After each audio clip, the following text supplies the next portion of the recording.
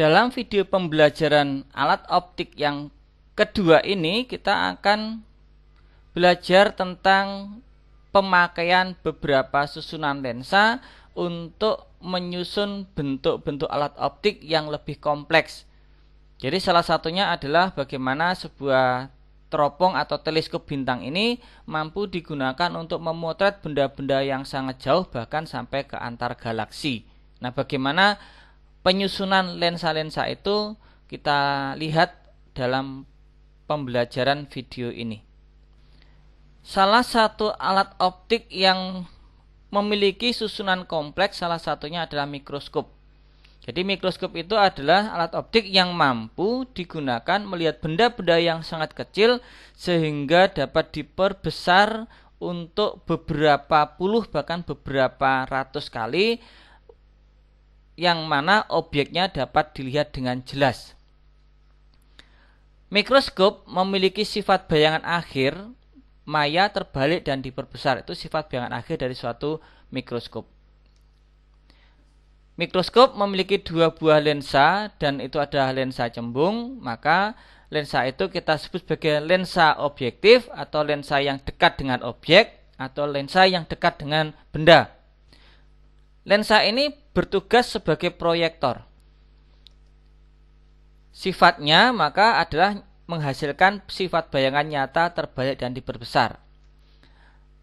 Posisi benda yang diamati di ruang 2 sehingga dihasilkan bayangan oleh lensa objektif itu di ruang 3. Untuk lensa yang kedua disebut sebagai lensa okuler. Nah, lensa okuler ini letaknya yang dekat dengan mata dan dia bertugas sebagai loop sebenarnya. Karena bertugas sebagai loop, maka lensa okuler akan menghasilkan sifat bayangan, maya, tegak, dan diperbesar. Kemudian karena juga sebagai loop, maka pengamatan menggunakan lensa ini bisa dengan dua cara. Pengamatan mata berakomodasi dan pengamatan tanpa akomodasi. Sedangkan benda yang digunakan oleh loop itu adalah benda yang dihasilkan dari bayangan lensa objektif. Jadi bayangan dari lensa objektif ini oleh lensa okuler akan dianggap sebagai benda. Perbesaran oleh mikroskop karena menggunakan dua lensa, maka perbesarannya kita mengkalikan perbesaran oleh lensa objektif kita kalikan dengan perbesaran oleh lensa okuler. Karena lensa okuler ini bertindak sebagai loop, maka nanti nilai MOK ini ada dua. Ada MOK akomodasi dan ada MOK tanpa akomodasi. Pembentukan bayangan pada mikroskop adalah sebagai berikut ini. Ini ada pembentukan bayangan oleh lensa objektif. Jadi benda ada di ruang 2, dihasilkan bayangan di ruang 3. Bayangan inilah yang nanti akan digunakan menjadi benda bagi lensa okuler. Jadi ini lensa okulernya, maka bayangan oleh lensa objektif akan dijadikan menjadi benda oleh lensa okuler. Maka akan terbentuk proses penggambaran sebagai loop adalah seperti berikut ini. Nah, ini adalah hasil dari gambar untuk benda oleh loop. Sehingga secara lengkap kalau kita gabungkan oleh lensa objektif, maka inilah proses pembentukan bayangan pada lensa okuler pada mikroskop. Karena sifat bayangan yang dihasilkan oleh sinar yang meruncing, maka ini adalah pengamatan secara akomodasi. Jadi ini pengamatan secara akomodasi. Supaya dihasilkan sifat bayangan pengamatan tanpa akomodasi, maka sifat yang runcing ini harus diubah menjadi sifat sinar yang sejajar. Secara lengkap pada pengamatan berakomodasi, sifat sinarnya ada sebagai berikut ini. Sehingga tampak sekali ini bahwa bayangan dihasilkan dari oleh pembiasan sinar-sinar yang meruncing pada satu titik temu. Ini mata berakomodasi. Jika ini akan kita gunakan pengamatan tanpa akomodasi, diulangi tanpa akomodasi, maka sifat sinar yang runcing harus diubah menjadi sifat sinar yang sejajar. Dan bayangan oleh lensa objektif harus ditempatkan di titik fokusnya lensa okuler. Maka lensa okuler ini harus kita geser posisinya supaya bayangan ini berada pada titik fokusnya. Sehingga titik fokusnya harus kita geser mundur, maka lensa ini harus kita geser mundur juga. Dari kondisi pengamatan berakomodasi akan kita ubah menjadi tanpa akomodasi. Maka sekarang dimundurkan posisinya sebagai berikut. Ini adalah pengamatan tanpa akomodasi mendapatkan sinar-sinar yang sejajar. Simulasinya adalah sebagai berikut ini. Nah, inilah pembentukan bayangan karena di sini bayangan dihasilkan oleh sifat-sifat pertemuan sinar yang meruncing, maka ini pengamatan sifat mata berakomodasi. Bayangan berada pada posisi di ruang 1 terhadap lensa okuler. Supaya menjadi tanpa akomodasi, maka bayangan yang berwarna hijau ini harus berada pada titik fokusnya lensa okuler. Maka ini harus kita geser ke belakang seperti ini, sehingga nanti akan dihasilkan sifat sinar yang sejajar. Nah, inilah sifat sinar yang sejajar itu, maka akan terbentuk bayangan yang berada pada titik jauh mata pengamat tersebut. Sehingga didapatkan hasil bahwa benda berada di titik fokus lensa okuler. Benda ini merupakan hasil dari bayangan lensa objektif. Maka posisi bendanya harus di titik fokus lensa okulernya. Oleh sebab itu, pada kondisi ini kita pun juga bisa menghitung panjang mikroskopnya. Panjang mikroskop pada pengamatan tanpa akomodasi itu ya sama saja dengan menghitung jarak S aksen OB ditambah dengan jarak fokus lensa okulernya. Sehingga dengan mengetahui jarak fokus lensa okuler dan berapa bayangan yang dihasilkan oleh lensa objektif, kita bisa menghitung berapa panjang mikroskop tersebut.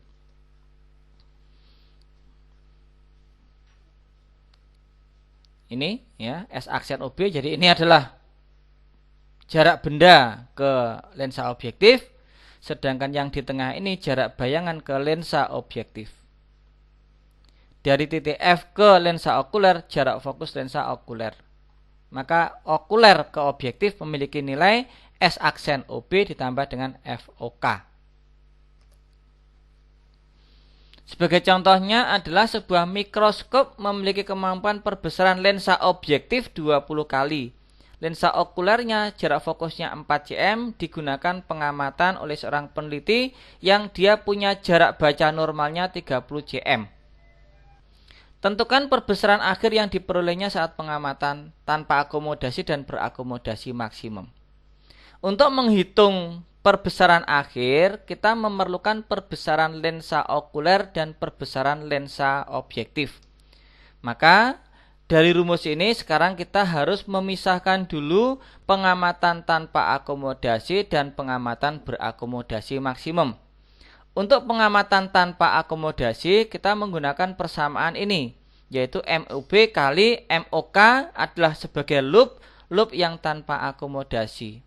MOB-nya sudah diketahui 20 kali, sehingga kita hanya tinggal menghitung berapa nilai MOK-nya menggunakan loop, yaitu dengan SN-nya dan juga menggunakan jarak fokusnya. SN-nya 30, jarak fokusnya 4, sehingga dapat kita hitung di sini nilai perbesaran secara total M tanpa akomodasi, MT, itu adalah 150 kali. Ini adalah cara menghitung untuk pengamatan tanpa akomodasi. Untuk menghitung dengan menggunakan berakomodasi, maka kita perlu mengganti sifat dari MOK-nya. Sifat MOK-nya sebagai loop adalah SN dibagi FOK ditambah dengan 1, karena ini berakomodasi maksimum. Dari angka-angka itu kita dapatkan nilai bahwa saat pengamatan menggunakan berakomodasi dihasilkan nilainya adalah 170 kali. Jadi ada perbedaan bagaimana menghitung perkalian MOB kali MOK untuk mata akomodasi dan tanpa akomodasi. Kita tinggal menggunakan sifat dari perbesaran pada loop. Ya, jadi harus dilihat kembali bagaimana sifat perbesaran pada loop, karena MOK itu akan memiliki sifat sebagai loop untuk mikroskop.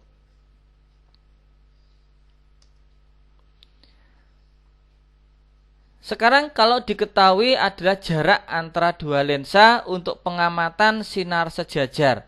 Karena pengamatan sinar sejajar pasti adalah pengamatan tanpa akomodasi. Jadi dilihat saja di sini sinarnya sejajar yang diamati, maka ini pengamatan tanpa akomodasi. Panjangnya adalah 7 cm. Kemudian perbesaran lensa okuler itu 6 kali dengan jarak mata normal 24 cm. Jadi ini lensa okuler, ingat lensa okuler bersifat sebagai loop. Maka kita menghitung jarak fokusnya dulu supaya kita mendapatkan panjang ini. Maka kita menggunakan sifat dari perbesaran lensa okuler, yaitu sebagai loop SN per FOK. Kita dapatkan nilai FOK-nya adalah 4 cm. Maka nilai dari titik F ke okuler ini adalah 4 cm. Kalau jarak ini adalah 4 cm, maka kita bisa menghitung jarak dari S aksen OB. Di sini S aksen OB-nya. Karena dia ada X aksen OB tambah FOK. FOK-nya kita masukkan nilainya 4, maka S aksen OB mendapatkan nilai 3 cm.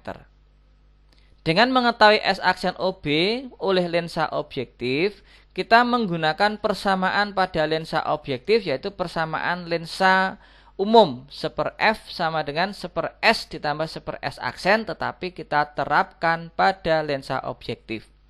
Data pada lensa objektif, jarak fokusnya 0,5 cm, kita masukkan ke sini.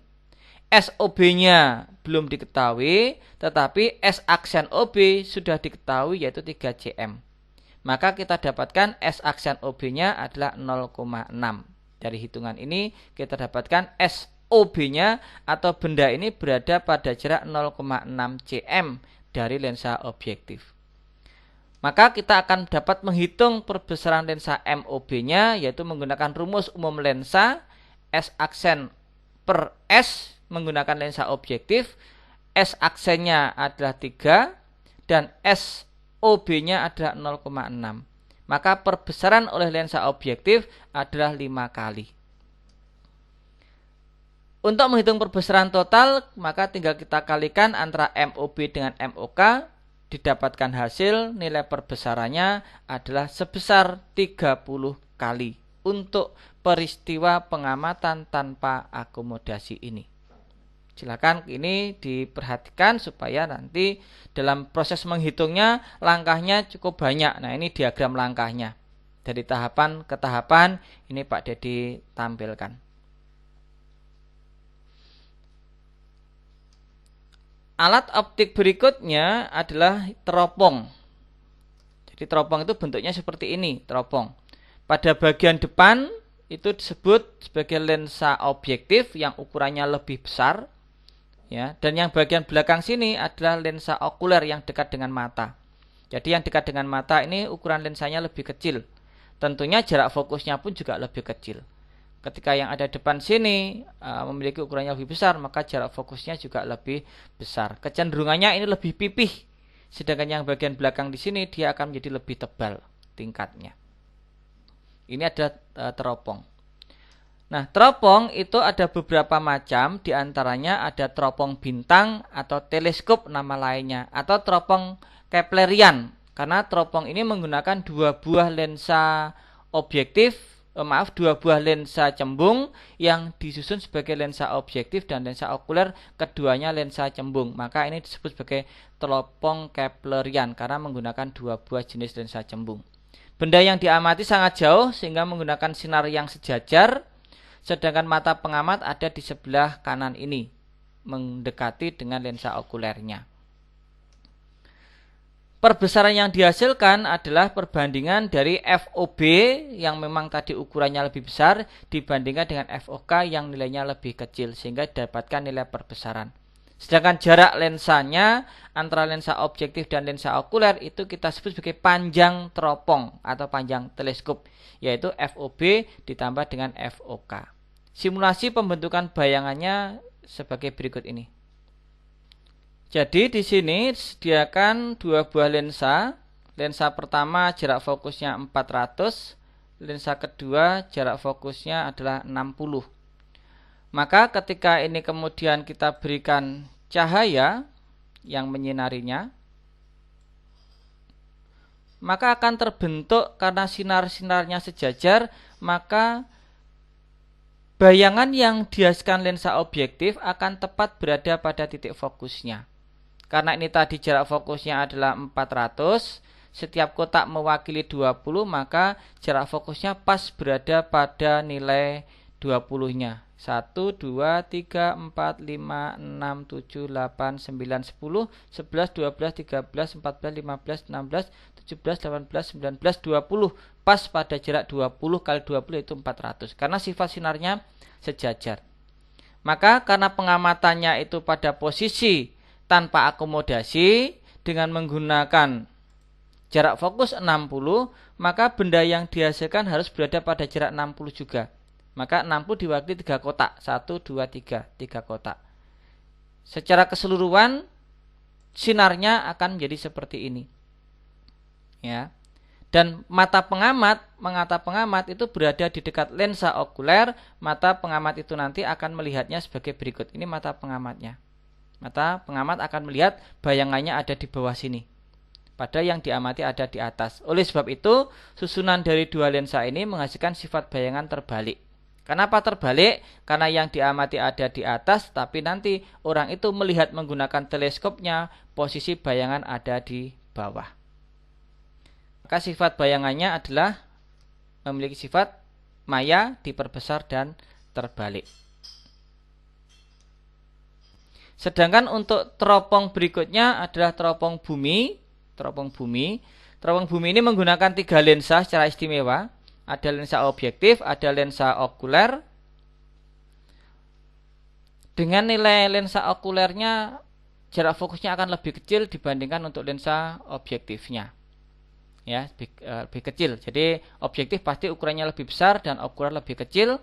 Kemudian tujuannya apa? Adanya lensa pembalik. Jelas lensa pembalik ini tujuannya mengubah posisi benda atau dari posisi bayangan yang dihasilkan oleh lensa objektif yang sifatnya terbalik ini supaya menjadi benda tegak untuk lensa okuler. Jadi ini posisinya dibalik, dari posisi terbalik jadi tegak, maka disebut sebagai lensa pembalik.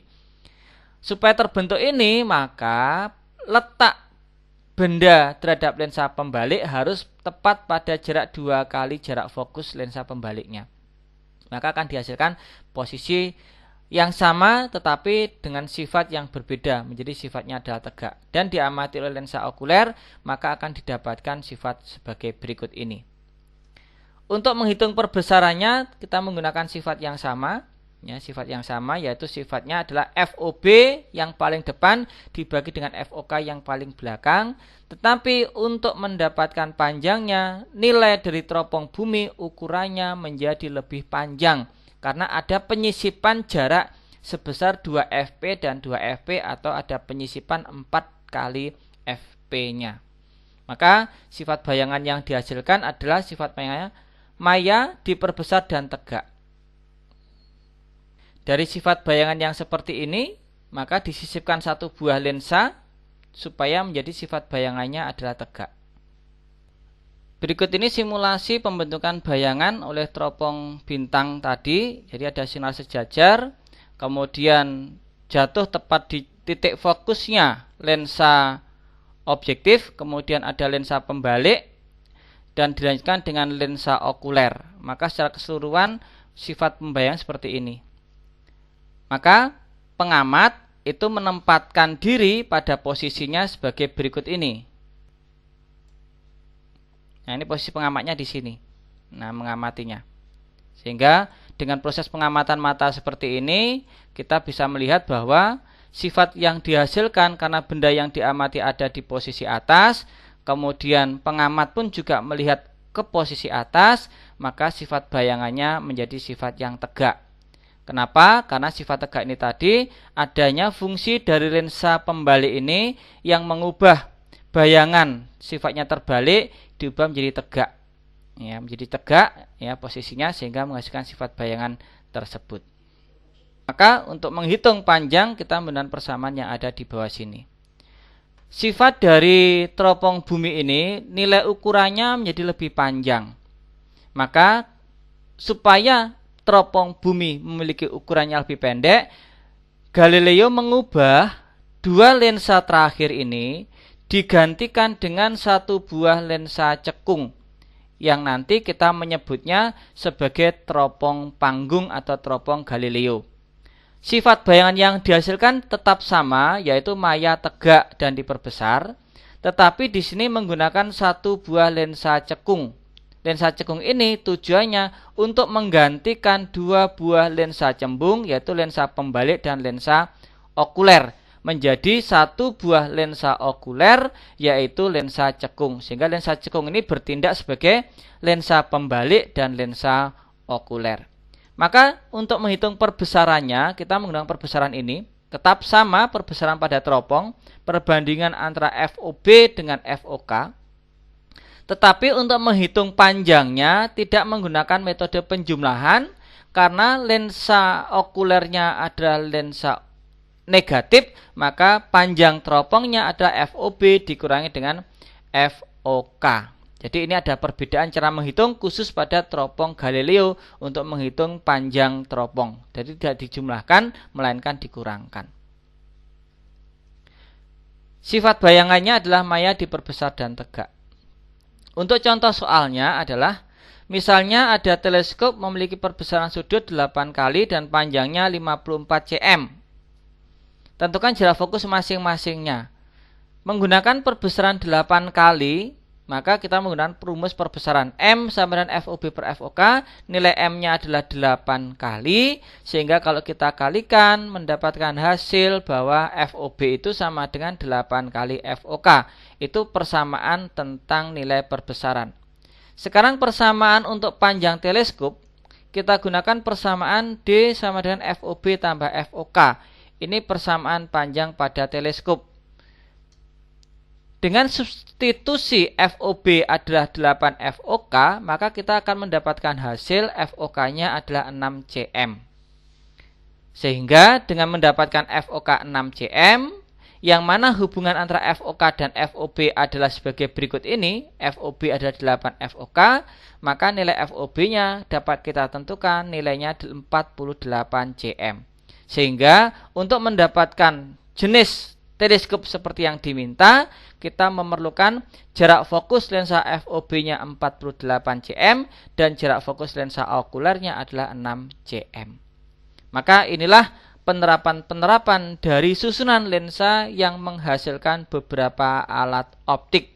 Untuk teknologi-teknologi saat ini, alat optik memiliki tingkat resolusi gambar yang sangat kuat, tentunya didukung oleh teknologi tentang bahan lensa untuk menghasilkan kekuatan dioptri yang sangat bagus dan juga sistem penguatan bayangan yang dihasilkan oleh lensa tersebut. Selamat belajar tentang alat optik.